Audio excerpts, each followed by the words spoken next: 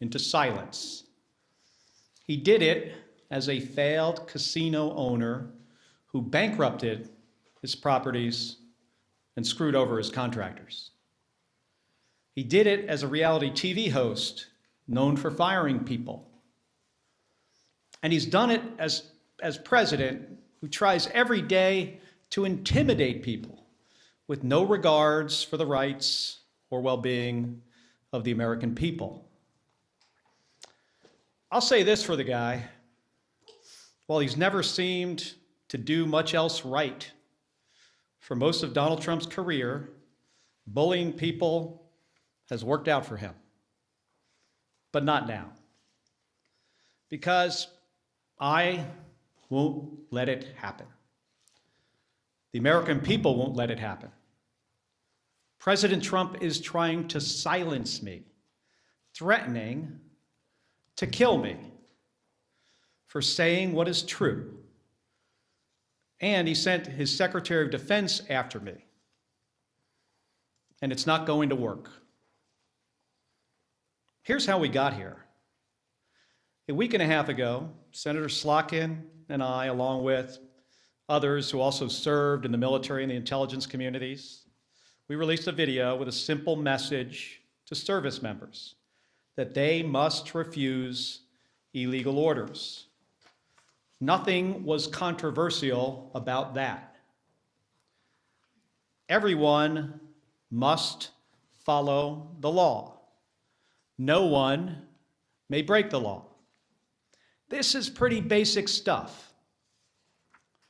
Seeing that video, here's how any other president would have responded. They would have said 2 words: of course. But that's not how this president responded. We've become so accustomed to Donald Trump's behavior that it is worth emphasizing. The President of the United States said that 2 U.S. senators and 4 members of the House of Representatives should be arrested, hanged, executed for something we said, for something that is true.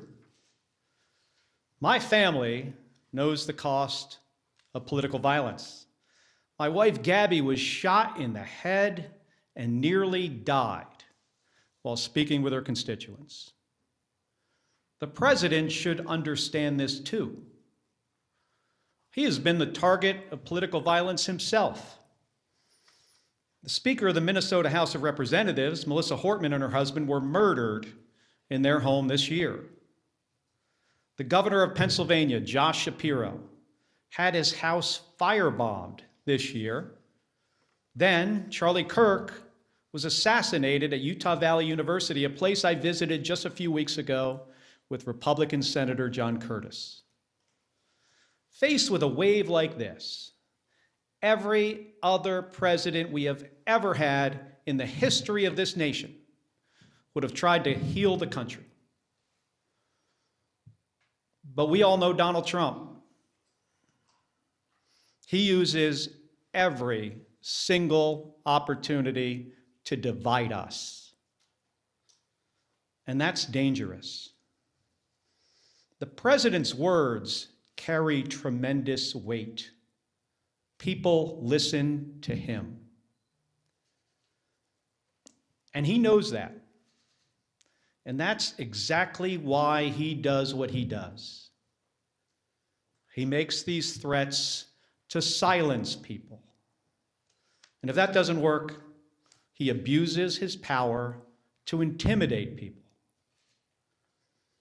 And with the consent of Republicans in the United States Senate, he has surrounded himself with people like the Secretary of Defense, Pete Hegseth, who will do whatever he says with no question, no matter what. Trump and Hegseth, they care more about publicity than they do about the rule of law. That's how I ended up finding out via a tweet that the Secretary of Defense was ordering an investigation into me. The same Secretary of Defense who has, from the moment he was nominated, has been historically unqualified for this position. The same Secretary of Defense who is reported to have ordered a second strike to kill shipwreck survivors in the Caribbean. If there is anyone who needs to answer questions in public and under oath, it is Pete Hegseth. It's a dangerous moment for the United States of America when the president and his loyalists use every lever of power to silence United States senators for speaking up. But we all know that this isn't about me, and it's not about the others in that video. They're trying to send a message to retired service members, to government employees, to members of the military, to elected officials, and to all Americans who are thinking about speaking up. You better keep your mouth shut or else. This has been a singular focus of President Trump's second term. Not addressing costs, not creating jobs, intimidating people, and going after the people he views as his political opponents. He's done it to companies. You better write a check to build my ballroom, or I might not approve your merger. He's done it with universities. You better fire your president, or I'll pull your research funding. He's even done it to late-night hosts.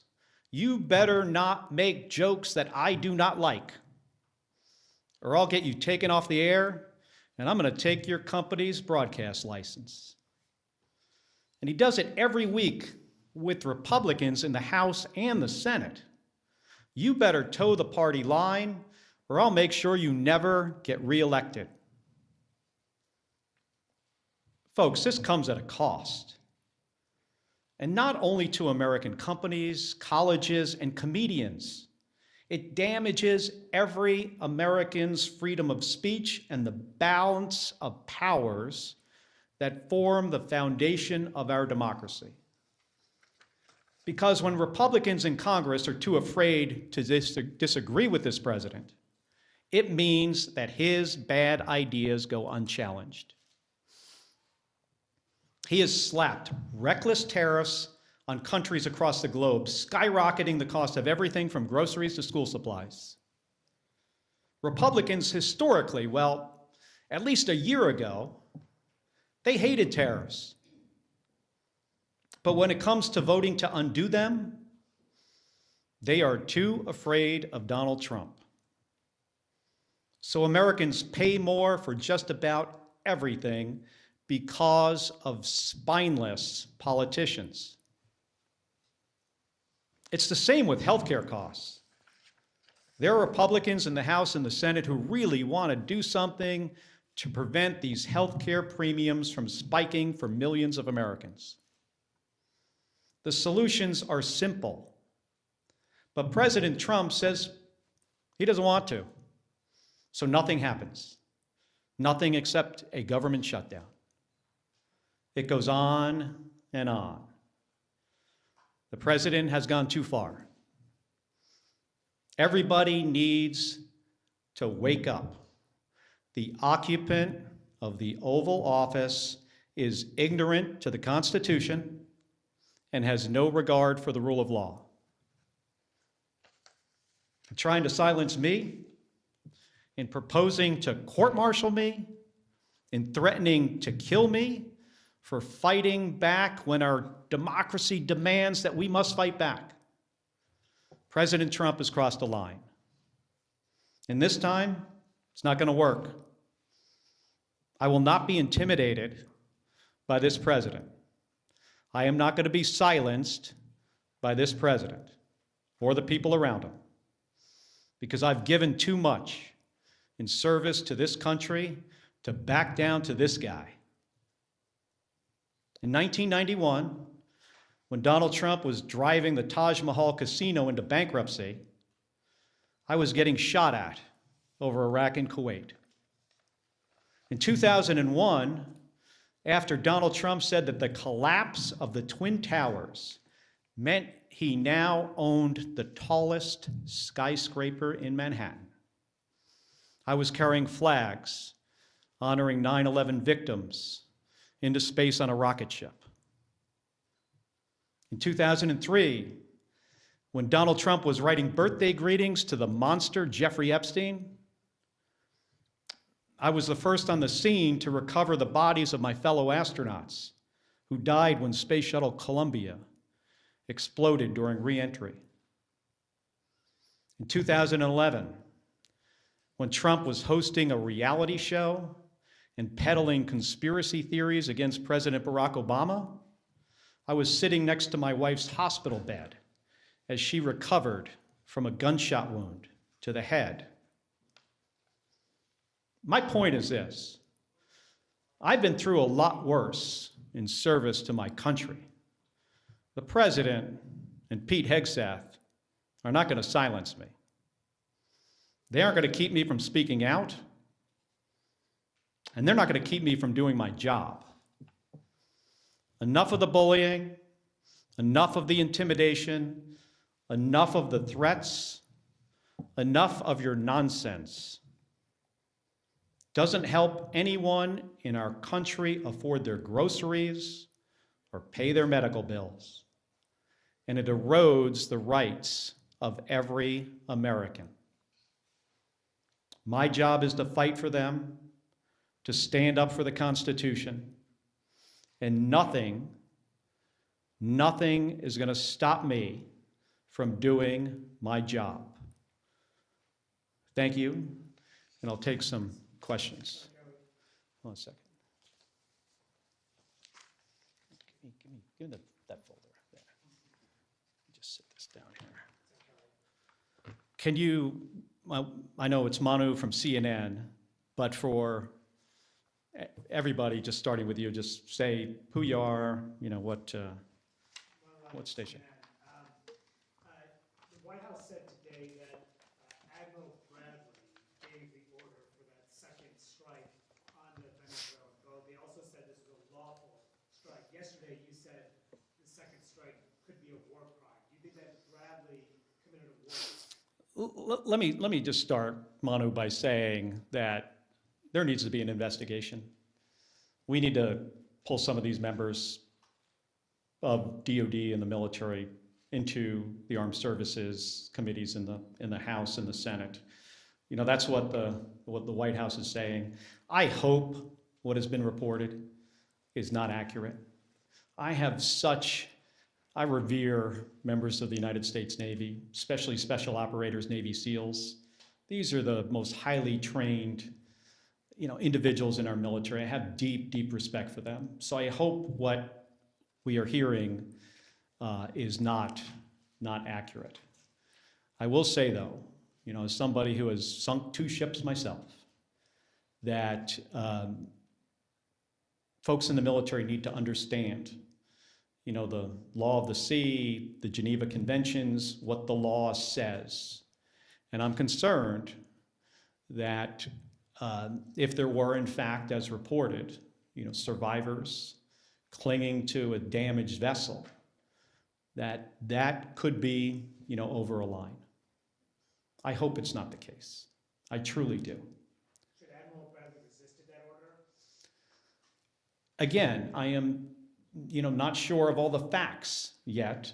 I don't want to prejudge before we have all the information. I think it's important for there to be an investigation. The inspectors general of DOD needs to investigate this. Unfortunately, an unqualified Secretary of Defense fired a bunch of them and got rid of a bunch of lawyers. Pete Hegseth, do I have a lot of confidence in DOD? Well, hopefully we have, inspectors general there that will be doing an impartial investigation. I think we should wait for the results of those investigations. Regarding this press conference and the investigation into your actions, have you spoken with DOD or DOJ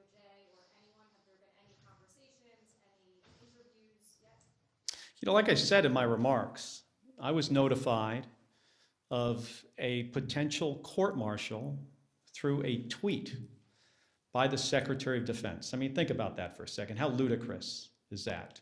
That's the only notification that we have received to date. And I think that says a lot about who Pete Hegseth is and what he cares about. He doesn't care about the law. He doesn't care about process. He doesn't care about accountability. He cares about views on his Twitter account. And that's a big problem. I want to ask you guys this question. Have you ever in the history of our country seen a less qualified or less professional Secretary of Defense? I cannot think of one. Senator Kelly, Nathaniel Reed, Scripps News. Are you concerned about threats on your life? Have you stepped up your personal security and, of course, the security of your wife? Hey, I'm no stranger. Gabby and I are no stranger to political violence. We get a lot of threats already. She continues to get threats. She gets threats on her life, more so today because what Donald Trump said about me 10 days ago, that I should be hanged, that I should be executed.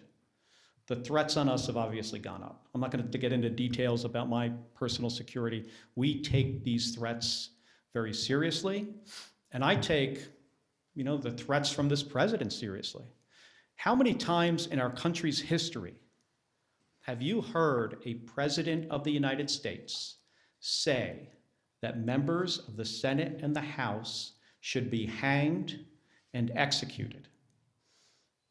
I mean, I can't think of one. Those words carry a lot of weight. The number of threatening calls that we get into our office have skyrocketed. And they were very graphic. I mean, some of them were put, not from my office, but another member put them out there for people to hear. Ones we get are worse than that. So I take this seriously. But again, that's why he does these things. Because he thinks he can shut me up. I have First Amendment rights. I'm a United States Senator. I am doing my job. I'm on the Armed Services and the Intelligence Committee. He ain't going to shut me up. I mean, he intimidates other people. I'm not intimidated by Donald Trump or Pete Hegseth or anybody else. Thank you, Senator. Nicole Killian with CBS News. Are you aware, just back on Venezuela, are you aware of whether or not the Secretary has had, and Secretary Hegseth he's had any conversations with any members of the Armed Services Committee, and in terms of these calls to investigate, do you believe the Secretary and Admiral Bradley should appear before the Armed Services? They absolutely should appear. I've talked to the chairman of Armed Services about it and the ranking member. They should absolutely appear. I'm not so confident they will. This is not an administration that tends to follow any norms. But we need to get to the bottom of this, of what happened. And we are not Russia and Iraq. I'm really concerned if the reporting is correct. Again, I hope the reporting about this incident is not accurate. What the White House said today actually indicated it might be, but we're going to have to see. Going back to the duty matter, are you considering any legal action for the threats of being court-martialed or any of the tweets or threats of investigations? You mean like me suing Donald Trump for what he said? I think what he said about us is dangerous. It's ridiculous.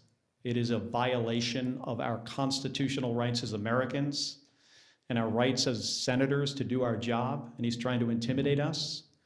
But I have not considered that, not at this point. Yeah. Thank you, Senator. Senator from do you see this as fundamentally First Amendment issue for you that you want to highlight against the president who's trying to silence you? And how do you see the whole process playing out? Well, again, this isn't really about me. And that's why I think people are kind of got this a little bit off here. It's not about me. It's not about the other 5 members in the video. It's not about Alyssa Slotkin, Chris DeLuzio, Chrissy Houlihan, Jason Crow, Maggie Goodlander. It's not about us. This is about a president who doesn't want anybody to say anything that he does not like. I don't think he understands the Constitution. I'm serious about this. I think he is ignorant to the Constitution and the rule of law. And he just wants to silence us, and it starts with us. And that's one of the reasons people say, well, why wouldn't you just back off? Because this isn't about me. This is about what he will do next. Who's he going to go after next? Which service member? Which government employee? Which citizen who decides to say something that this president doesn't like? And then he goes after them, in my case with the Secretary of Defense. Who knows what's next? With the Attorney General? I mean, this DOJ has been just, attacking people for all kinds of stuff. And what's next? Our First Amendment rights? Ain't happening.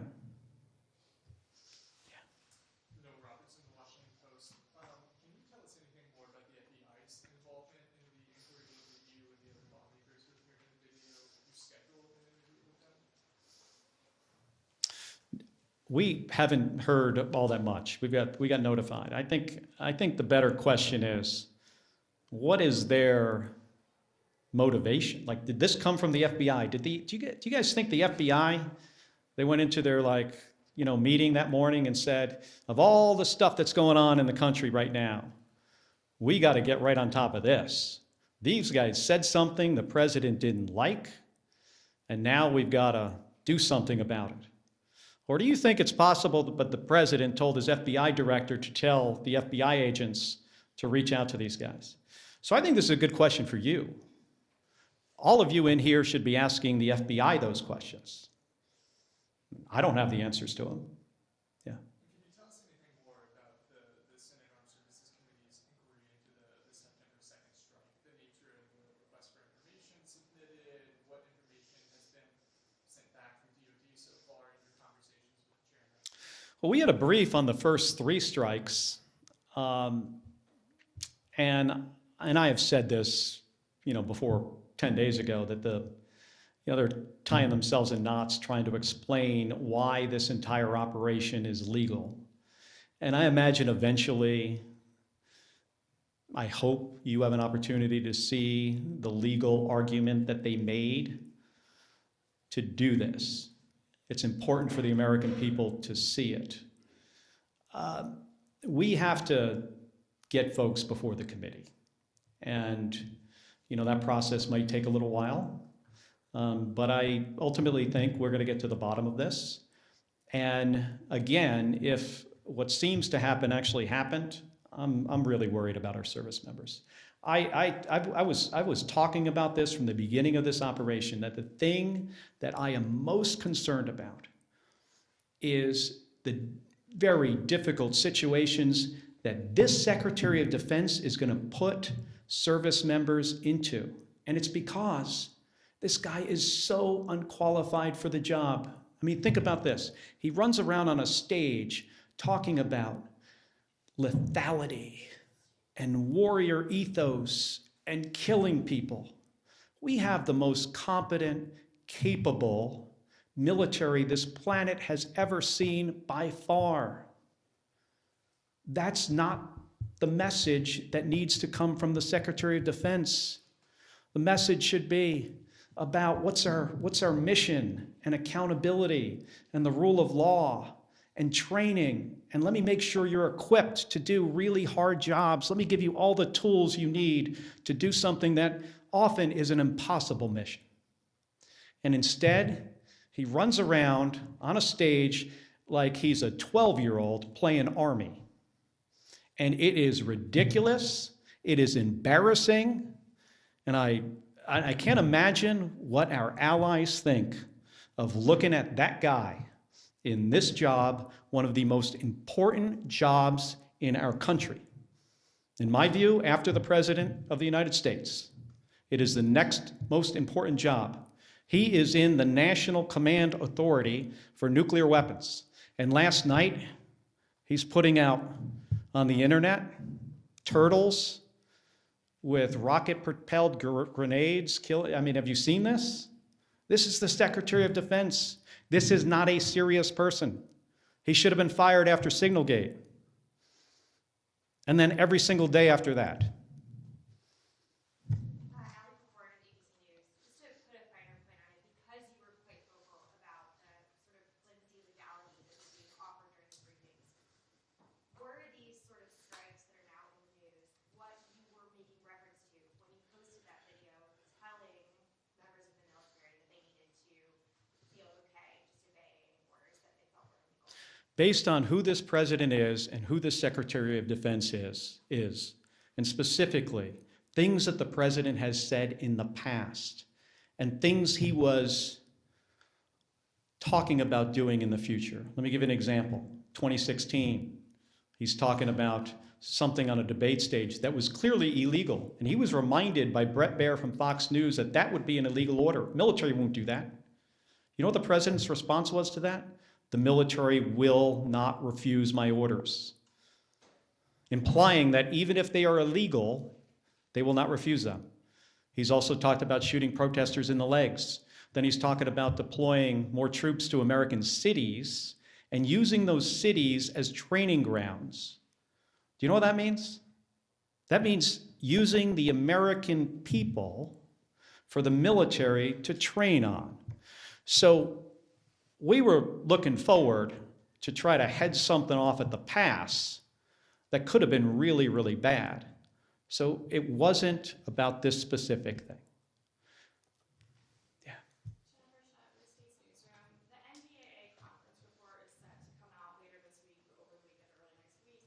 In addition to that, you all have not yet conferenced out the defense appropriations bill for the current fiscal year. Do you see either of those as options for you and other lawmakers concerned about the Defense Department, the actions in Venezuela, and other situations to address those legislatively in either the NDAA or defense appropriations? Well, I think it could be if we could get bipartisan support to do something like that. Sure. That's sometimes challenging. Because, remember, my Republican colleagues, not all of them, but most of them, are fearful of this president. They do not want to cross him. I mean, they see what just happened to me. I said something that he did not like, and he said, I will be hanged, executed, prosecuted. He doesn't even have the order right. Yeah. Senator Michael Schnell with MS Now. You mentioned earlier that the video was meant to tell service members something that's already law, that they're not required to obey, to act on legal orders. Since it already is the law, and presumably service members are aware of the law, why did the six of you guys feel it was necessary to make the video in the first place? Well, I think it's good for people to get a reminder. And we wanted to show that we had their back and we understood the situation they were in. Pretty simple. And we said something that is in the Uniform Code of Military Justice. According to the law of armed combat, we stated something pretty simple. Every service member doesn't hear these reminders as frequently as other service members. So we felt it was important to say under the circumstances. Right here. I'll come to you next. Yeah. Thank you, Senator. Joe Capponi with the Associated Press. When you participated in the video, did you expect that the president would respond? Was that part of your expectation? We did a video before that he did not respond to. I was really surprised that he responded at all. And I thought if he was going to respond, so what I just said when I gave my remarks, I thought he would have said, of course, members of the military shouldn't follow illegal orders. So when he said, I was sitting in the skiff next to Alyssa Slotkin, by the way, when somebody comes in with a little piece of paper and it says, I could see what it said on it as it was handed to her, President just called for your execution. She leaves the room. 5 minutes later, she comes back. She says to me, he's called for your execution too. That was not the response we expected. Senator Lisa from PBS. Two questions. As you say, you're still gathering the facts, still not clear exactly what happened here. But if the Secretary of Defense did issue an order to kill people after on the second strike like this, is that an impeachable offense? Taking apart the numbers in the House, but in theory, is that a potentially impeachable offense to you?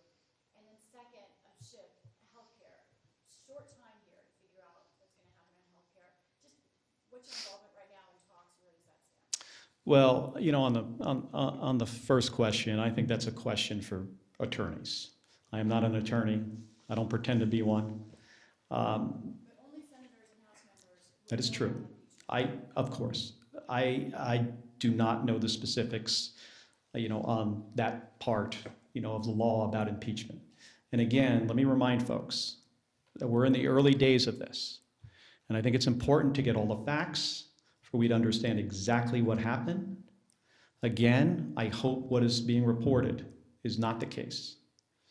But there needs to be an investigation, and we are a country of laws.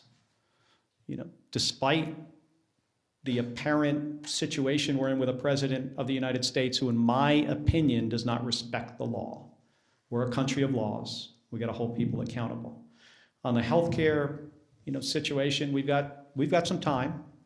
I'd like to see a bipartisan solution because millions of my constituents, the people I represent in Arizona, and millions of more people across the country are not going to be able to afford their health care. And they're one accident or illness away from bankruptcy. People lose their health care, they die. We can fix this. We have time to fix this. We know what to do. But again, it doesn't seem the President of the United States wants to do anything on this. If he wants to help the American people, he should engage with the United States Congress on fixing this spiking of premiums, fixing this issue. Have you, Liz Ruskin, Alaska Public Media, have you received messages of support, public or private, from your Republican colleagues? Yes. And some of it's public. Can you tell us a bit about those? Well, I mean, some people put out statements. And I got some private calls, which I will not get into. But there are some, you could Google it. There are some, positive, but we're in an unfortunate period here where we have a president that does not like to be crossed. And if he's going to say to a U.S. senator that you should be executed for what you say, that sends a very chilling message, not only through the United States Senate and the House to Republicans, but across the entire nation. Thank you, Senator. Ryan Schmelz of Fox News Radio. I wanted to see whether it's the FBI or the Department of War, a lot of them are requesting hearings or investigations with you. Are you planning to cooperate if that is the case? I will follow the law. You mentioned that some of your Republican colleagues have been bullied by the president. With regards to the boat strikes in the Caribbean, what's your level of confidence that this investigation in the Senate Armed Services Committee will go forward and get to the truth? I have confidence, tremendous confidence in the chairman of the Armed Services Committee, Roger Wicker, senator from Mississippi, and the ranking member, Jack Reed. And I've spoken to him about this, and I know he's going to try to do a thorough job. Where I don't have a lot of confidence is in the Secretary of Defense and what he has done to this department, firing JAG officers, firing inspectors general. He's decimated it. Firing people in the leadership of DOD just because of the color of their skin or if they were a woman. So I have about zero confidence in the Secretary of Defense. I have tremendous confidence in the chairman of the Armed Services Committee.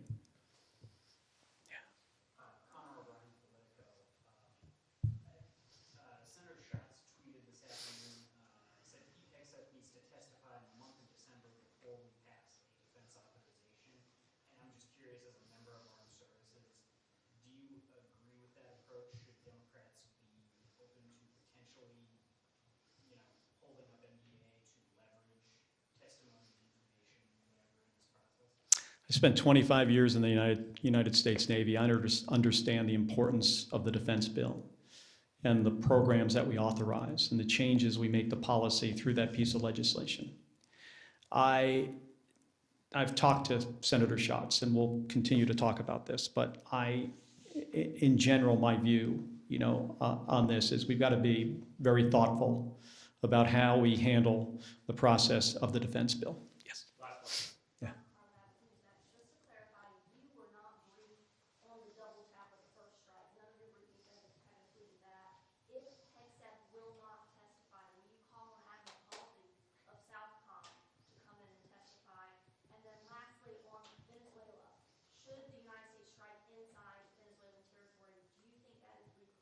So I'm going to have a conversation with the chairman and the ranking member about who specifically, we bring in to testify, whether we do it in public or not. I would generally prefer public hearing. We should probably do both. One in a classified setting, one publicly, so the American people could see. I'm still trying to figure out the justification that Donald Trump has if he was to, conduct kinetic strikes into Venezuela. What's the goal? Why hasn't he communicated this to the American people? That's the job of the president, to lay out a case before we go to war. And if it is about removing Maduro, how do you square that with pardoning Juan Hernandez, who is basically the same guy from a different country, who got sentenced to 45 years in prison, and he's barely been there? He probably hasn't even gotten settled in yet, and the president's going to release him? Doesn't make any sense. And I'll tell you what, regime change as a policy of the United States generally in our history has not worked out well. Think of South Vietnam. Think of the Bay of Pigs, Iraq and Afghanistan. It results in the deaths of U.S. service members without the intended outcome. And in this case, I don't even think we know the intended outcome. President needs to make a case to the American people when he is about to put thousands of American men and women in harm's way. This is not the way to manage the U.S. military. Hey, I want to thank all of you for spending the time here today. I'm sorry the room is so warm in here, but we'll cool it down next time. Thank you. Appreciate it.